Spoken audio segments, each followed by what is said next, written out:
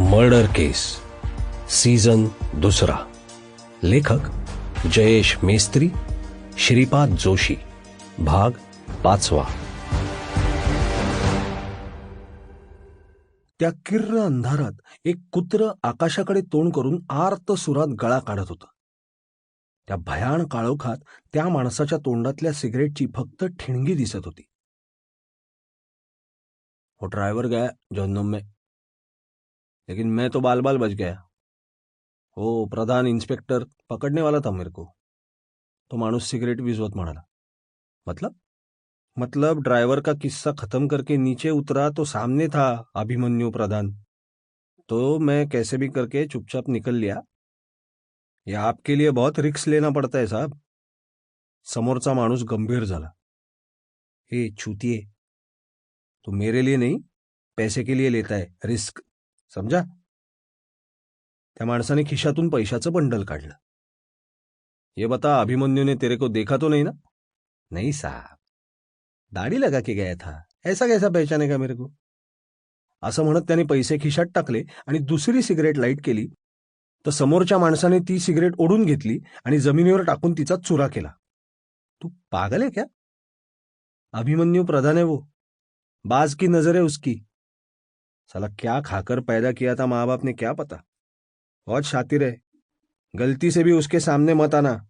उसने पहचान लिया ना तो तू गया, कुत्ते की जिंदगी हो जाएगी तेरी. तो एक काम कर, अभी कुछ दिन सुमड़े में रह, कोई कांड मत कर. ठीक है साहब, लेकिन मेरे को थोड़ा ही कांड करने का शौक है. तुम लोग बोलता है इसलिए करता हूं. ठीक है, चलता हूं. अभी पी लूं सिगरेट.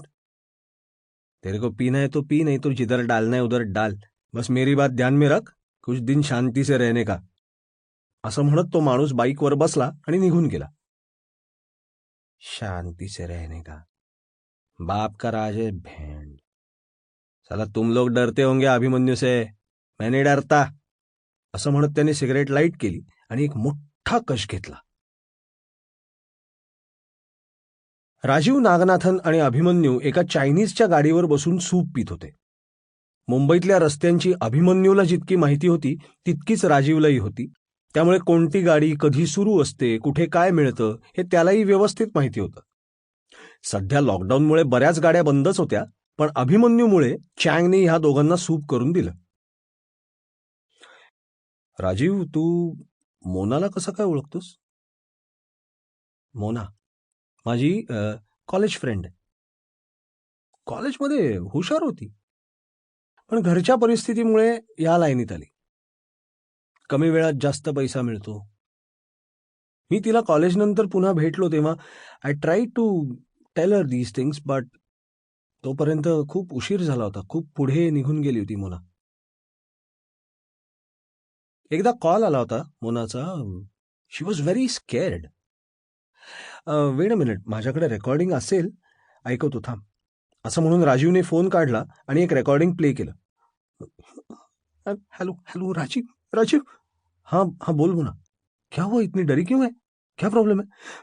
मेरे हाथ इन्फॉर्मेशन लगी है और वो लोग मेरे पीछे पड़े हैं. मैं वो इन्फॉर्मेशन किसी को देने वाली हूँ, फिर सब एक्सपोज हो जाएंगे.